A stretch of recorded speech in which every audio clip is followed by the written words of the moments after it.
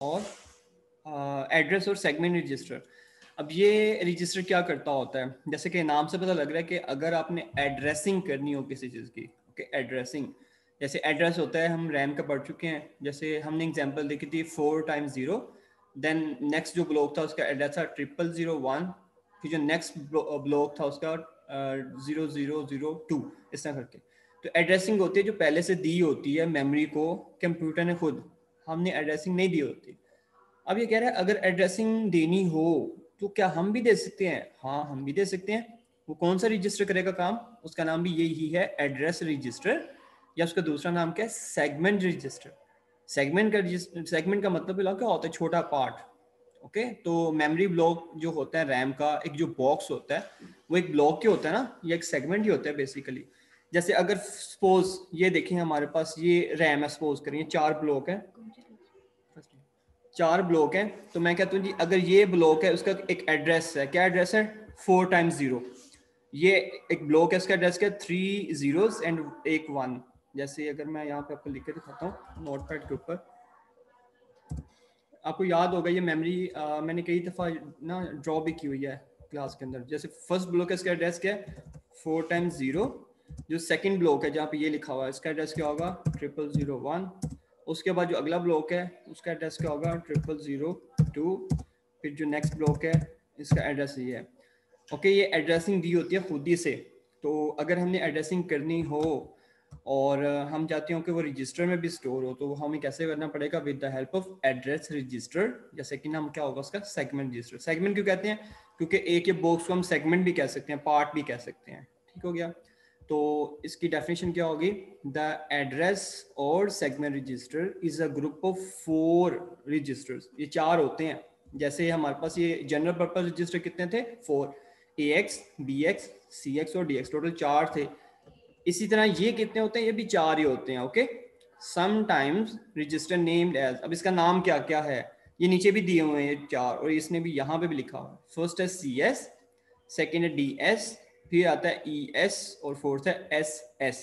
Okay, अभी तक उसने उसकी डेफिनेशन ही बताई है, सिर्फ अभी ये बताया है कि हमारे पास 4 रजिस्टर हैं और 4 कौन से हैं ये, इनका पर्पस क्या है, या मेन काम क्या है, वो ये है, the segment register used as base location, कि अगर हमने किसी चीज की बेस लोकेशन फाइंड करनी हो तो हम क्या यूज करते हैं, ये बेस लोकेशन किस चीज की, किसी प्रोग्राम की, किसी डाटा की, या स्टैक की। अब सबसे पहले हम देखेंगे बेस लोकेशन क्या होती है। ओके, मैं इसको एक लोकेशन बोल सकता हूँ, ये एक लोकेशन है। ओके, ये भी एक लोकेशन है, ये भी एक लोकेशन है, और ये भी एक लोकेशन है, लेकिन इन सबको मैं बेस नहीं कह सकता। बेस का मतलब होता है स्टार्टिंग वैल्यू। तो अगर मैं पूछूं आपसे कि इसकी बेस लोकेशन क्या है, तो आप बोलोगे सबसे पहले वाली ये। ओके, ये बेस लोकेशन है। इसी तरह फॉर एग्जांपल ये हमारे पास एक कोई भी स्टैक थी जिसका ये एड्रेस था, इसी तरह हमारे पास एक और मेमोरी है, उसका एड्रेस ये है, इस तरह स्टार्ट हो रहा है। ओके, इस तरह करके, और फिर सपोज ऐसे है, और फिर इस तरह से है। ओके, मैंने रैंडमली वैल्यूज ली हैं। तो आपसे पूछे जी बेस इसका एड्रेस क्या है, तो ये जो नीचे वाली वैल्यू है ना सबसे छोटी है, ये बाइनरी में लिखा है इसलिए मैं कह रहा हूँ। तो फिजिकली आपने इसे देखेगा, इसे ना उस तरह से देखना है हमने बाइनरी फॉर्म में। तो जो सबसे नीचे वैल्यू लिखी है ना वो सबसे छोटी है, तो इसका मतलब इसका बेस एड्रेस क्या होगा, ये सबसे लास्ट वाली वैल्यू। ये इसमें सबसे छोटी वैल्यू कौन सी थी, ये वाली, तो इसको हम बोलेंगे बेस एड्रेस। इसका मतलब फिजिकली जैसे मर्जी लिखा हो, तो हमने उसमें सबसे छोटी वैल्यू देखनी होती है, उसको हम क्या बोलते हैं, बेस एड्रेस। ठीक है, इसका 2 काम हो गए फिर, एक बेस एड्रेस फाइंड करना, दूसरा खुद से एड्रेसिंग अगर करनी हो वो भी हम कर सकते हैं, किसके साथ, एड्रेस रजिस्टर के साथ या फिर सेगमेंट रजिस्टर के साथ। अच्छा जी, इसकी फर्स्ट टाइप है उसको बोलते हैं CS रजिस्टर। CS मतलब कोड सेगमेंट, C से कोड, S से सेगमेंट। अब देखिए लिखा हुआ जी, the CS register holds a base location. इसका काम भी वही है, बेस लोकेशन को पकड़ना, लेकिन किस चीज की बेस लोकेशन, एग्जीक्यूटेबल फाइल की, एग्जीक्यूटेबल इंस्ट्रक्शन की, जो कि कोई भी प्रोग्राम है ना उसकी एग्जी फाइल जो होती है, उसका जो बेस एड्रेस है वो किस में पड़ा होगा, CS के अंदर। अब हमें पता होना चाहिए कि ये एग्जी फाइल क्या होती है। ठीक है, मैं आपको दिखाता हूँ।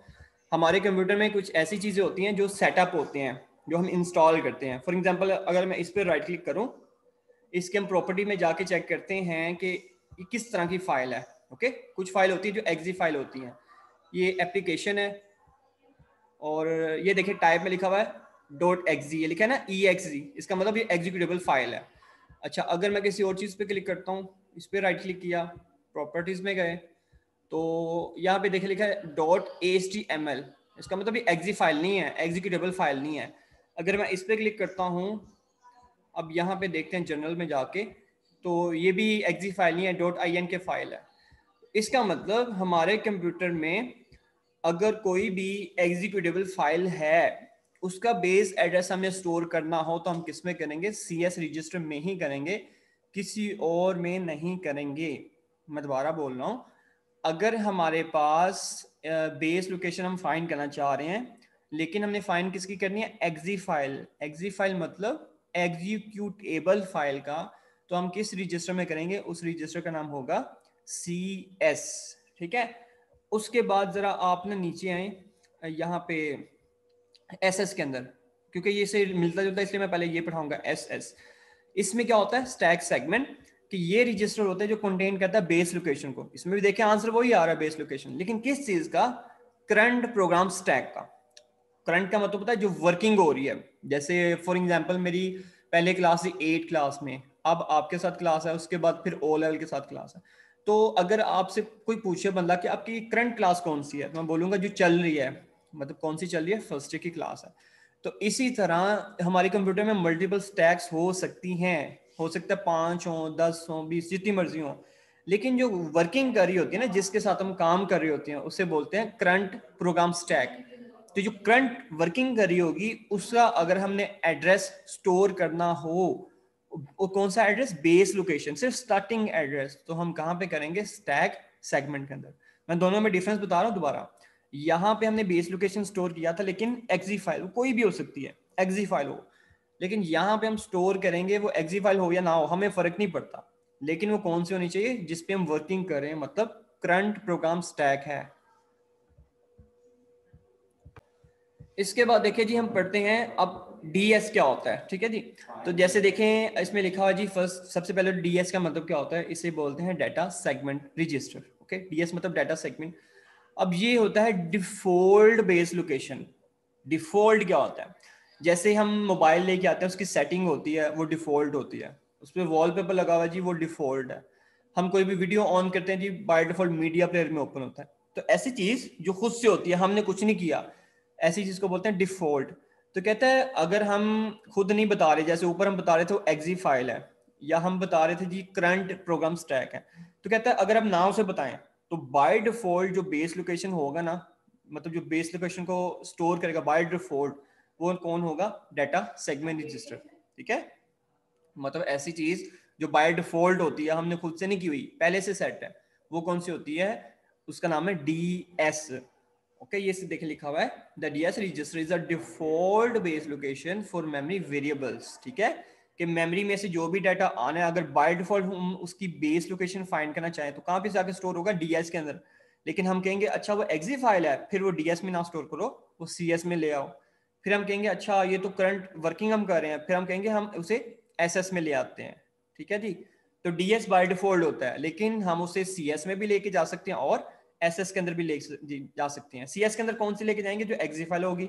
SS में कौन सी लेके जाएंगे? जो करंट वर्किंग हम कर रहे हैं।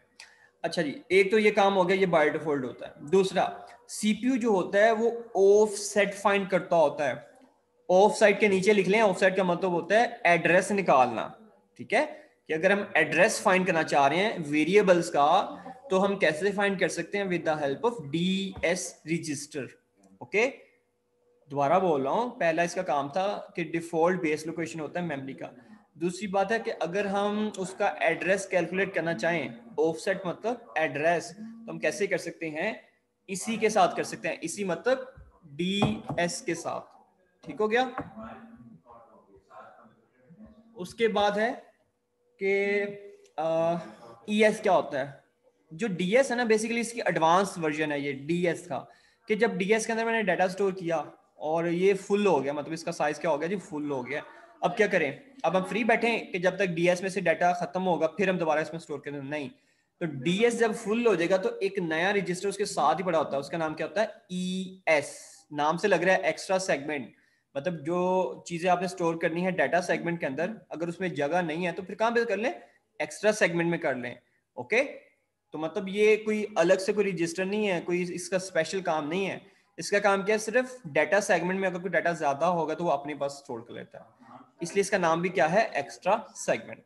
The ES register is an additional मतलब extra base location for the memory variables।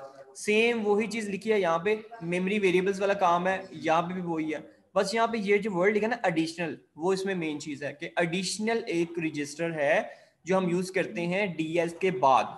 अगर डीएस फुल हो जाए और हमने अभी तक कहीं और डाटा स्टोर कर नहीं किया तो हम कहाँ पे कर लेंगे, ईएस के अंदर कर लेंगे।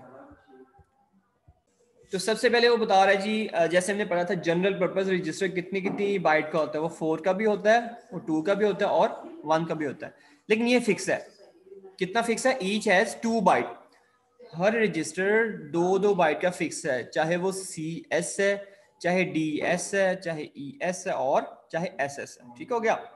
अच्छा, ये उसने एक बात बता दी। दूसरी बात है, these registers are called segment register, या हम ऊपर पढ़ चुके हैं, इसको सेगमेंट भी कहते हैं और एड्रेस रजिस्टर भी कहते हैं। अच्छा, एक और इसमें इंपॉर्टेंट बात है, अगर हम बात करें कि हम CS यूज करना चाह रहे हैं, जो ऊपर था ना CS वाला, या फिर हम यूज करना चाहें ये DS, CS यूज करना चाहें या फिर DS, तो हम ना एक और रजिस्टर होता है जिसकी हेल्प लेते होते हैं, चाहे हम CS यूज करना चाहे DS यूज करना। अब किसकी हेल्प लेते हैं, वो ये देखें नीचे लिखा हुआ है, use in conjunction with either IP address या फिर DI एंड SI।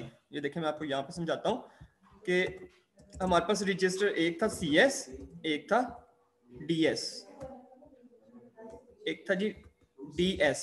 ओके, जो CS है ना बेसिकली वो हम यूज करते हैं एक और के साथ, उसका नाम क्या होता है, IP रजिस्टर। और अगर हम DS यूज करना चाह रहे हैं तो उसके लिए हमारे पास 2 चॉइसेस हैं, एक DI या फिर SI, कि जब भी मैंने CS यूज करना है मुझे इसके साथ ही काम करना पड़ेगा। ओके, अगर मैंने DS यूज करना है मेरे पास 2 चॉइसेस हैं, या तो मैं ये यूज कर लूं या फिर ये यूज कर लूं। ओके, ये देखिएगा दोबारा, ये यहाँ पे लिखा हुआ है कि use in conjunction with either the IP register, या तो IP के साथ यूज करेंगे। ये किसकी बात कर रहा है, ये CS की बात कर रहा है।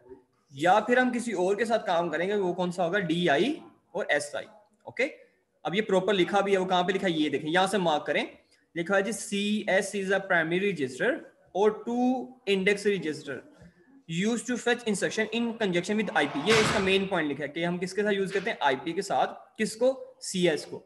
तो आप ऐसे करें, नीचे लिख लें यहाँ पे ताकि आपको याद रहे, जैसे मैंने लिखा ना, CS हम किसके साथ यूज करते हैं, IP के साथ। ओके, उसके बाद ये जो लिखा है ना नीचे, ये पॉइंट लिखा है, ये बेसिकली ये वाला पॉइंट है कि हम DS को यूज करेंगे DI के साथ या फिर SI के साथ। तो ज्यादा इजी है एज कम्पेयर टू, पूरा पैराग्राफ याद करें। तो ये देखें लिखा हुआ है, DS is a primary register used two point two data in the computer memory along with DI और SI, कि हम DS को यूज कर रहे हैं DI के साथ या फिर SI के साथ। तो इसका मतलब ये पूरा जो पैराग्राफ है इसके 2 ही पॉइंट हैं, CS हम यूज करते हैं IP के साथ, DS हम यूज करते हैं या तो DI के साथ या फिर SI के साथ। ओके, हमें लाजमी यूज करना ही पड़ेगा, उसके अलावा हमारे पास कोई चॉइस नहीं है।